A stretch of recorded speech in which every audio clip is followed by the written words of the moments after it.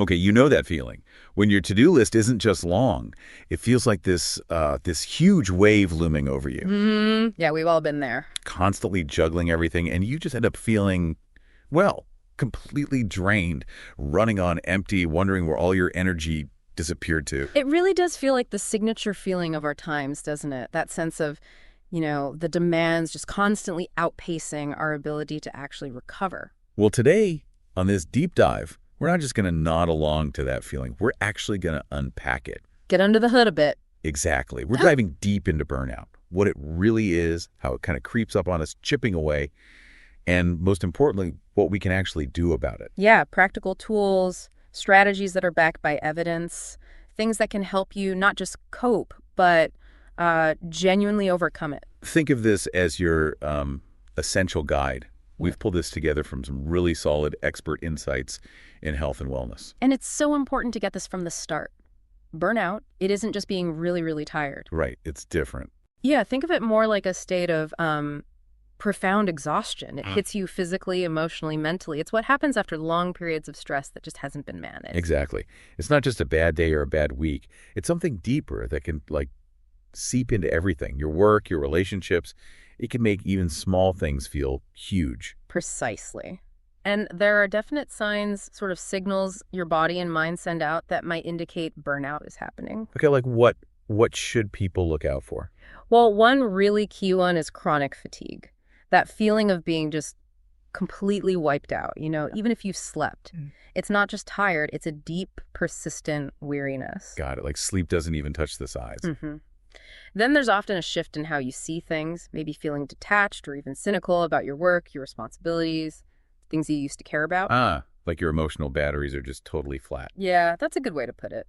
Another big red flag is feeling ineffective. Like you're putting in all this effort, working hard, but you're just not getting anywhere, feeling unproductive. Oh, that's frustrating. Spinning your wheels. Incredibly demoralizing, yeah. And maybe one of the saddest signs is when things you used to love doing just lose their spark.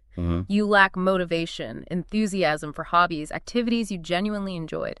They start feeling like, well, just another chore. Wow.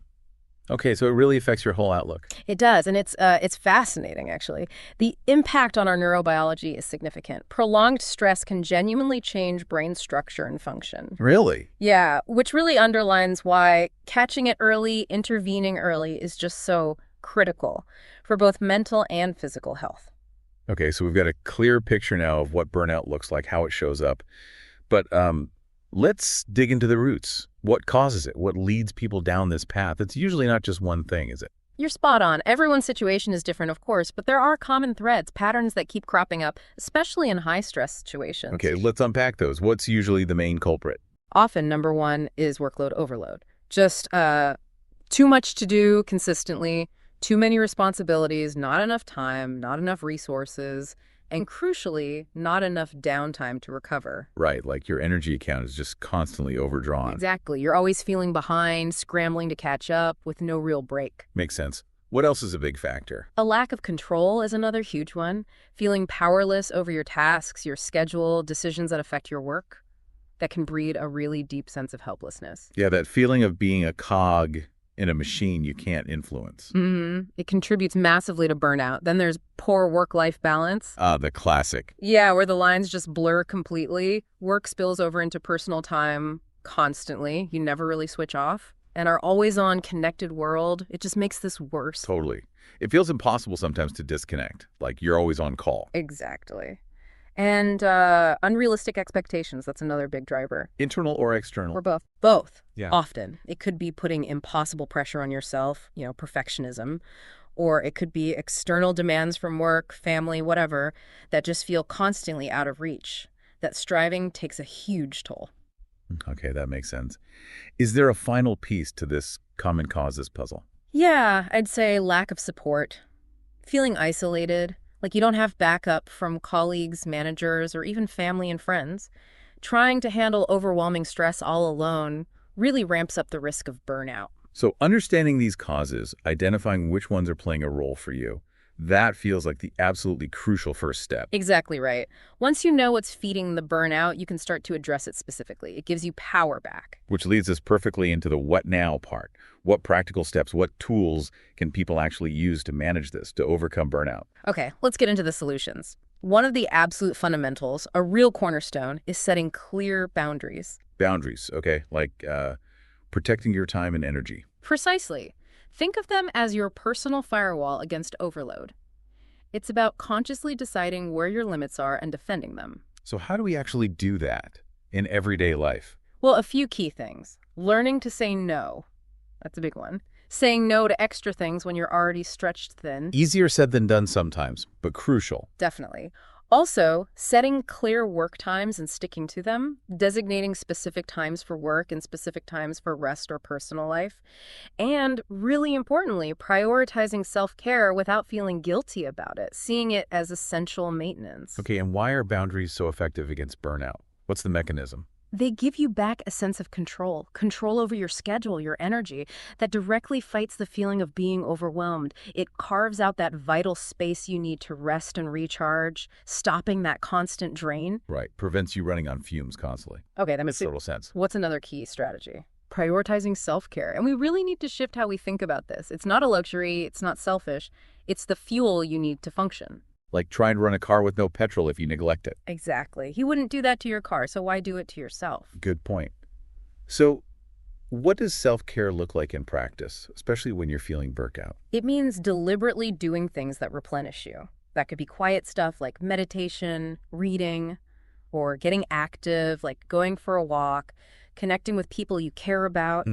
It also means building relaxation techniques into your day, even just 10 or 15 minutes of deep breathing, a quick mindfulness exercise, and actually scheduling breaks, short breaks throughout the day. Don't just power through. And the why behind this. Why is it so vital? Because burnout absolutely drains your mental and emotional batteries. Yeah. Self-care is how you recharge them. It's fundamental for your overall well-being and your ability to handle stress going forward. Recharge the batteries. Got it. Okay, next tool in the anti-burnout kit.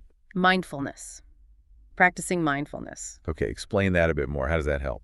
Think of it like hitting a pause button on the mental chaos. It helps you anchor yourself in the present moment rather than getting swept away by worries about the past or future. So being present, how might someone actually practice that day to day? It could be as simple as really focusing on your breath for a minute, noticing the physical sensation of breathing in and out, or paying full attention to a simple activity like washing dishes or eating a meal, noticing the sensations, the sounds, the smells, without judgment, without your mind racing ahead. Ah, okay. So not necessarily sitting cross-legged for an hour. Not at all. Little moments throughout the day. And the reason it helps combat burnout is that it quiets that relentless mental chatter, that worry loop that fuels overwhelm. Right. It grounds you, reduces the mental clutter, promotes calm. Plus, there's good evidence it helps regulate your nervous system's stress response. That's powerful. Hitting the pause button. Okay, what else can we do? Delegate and ask for help. This is huge, recognizing you don't have to carry everything yourself. That can be tough for people, admitting they need help or letting go of tasks. It really can, but it's vital. In practice, at work, it might mean actually delegating tasks to colleagues who can handle them, or working more collaboratively, sharing the load. Yeah, and in your personal life, it means being willing to ask family or friends for help, with chores, errands, whatever it is that's adding to the overwhelm when you're already stretched. And why is not trying to be Superman or Superwoman so important here? Because trying to do it all alone not only increases your burden, but it also feeds that sense of isolation, which makes burnout feel so much worse. Knowing you have support, that you're not alone, makes a massive difference. Absolutely. Okay, let's talk about something really basic but often overlooked. Sleep. Oh, absolutely fundamental. Prioritizing good sleep is non-negotiable for recovery. If you're constantly sleep deprived, your ability to cope with stress just plummets. Makes you much more vulnerable to burnout. Exactly. Sleep is like essential maintenance for your brain and body. Cleans things out, repairs things. So what are the practical steps for better sleep? Aim for that sweet spot, usually 7 to 9 hours for most adults. Try to establish a relaxing routine before bed. Maybe no screens for the last hour. Reading a book, a warm bath, something calming. Wind down time. Yeah. Make sure your bedroom is dark, quiet, cool. And try to stick to a regular sleep schedule, even on weekends as much as possible. That helps regulate your body clock. And the core reason sleep is such a powerful burnout buster. Because deep sleep is when your body and mind do their heavy-duty repair work. You consolidate memories, regulate hormones, including stress hormones like cortisol. Good sleep means clearer thinking, better mood, more energy, basically more resources to face challenges. Right. It literally restores you. Okay, what's next on the list? Taking breaks, regular breaks, and consciously disconnecting from work. This is especially crucial now with so much remote work and the lines blurring. Yeah, it's easy to just keep going, isn't it? So easy. But those short, intentional breaks throughout the day are vital. They prevent that slow, steady buildup of stress. How can people realistically fit breaks in? Any techniques? The Pomodoro technique is quite popular and effective for this. You work focused for, say, 25 minutes, then take a strict 5-minute break. After 4 cycles, you take a longer break, maybe 15, 30 minutes. Okay, and use the breaks to actually step away. Yes. Don't just switch to checking emails. Get up, stretch, walk around, look out the window, grab some water, listen to a song, something completely different. And the benefit. Why do these mini disconnects work? They give your brain a chance to rest and reset. It prevents mental fatigue, stops that constant cognitive load from grinding you down. You actually come back more focused. Allows the brain to breathe. Makes sense.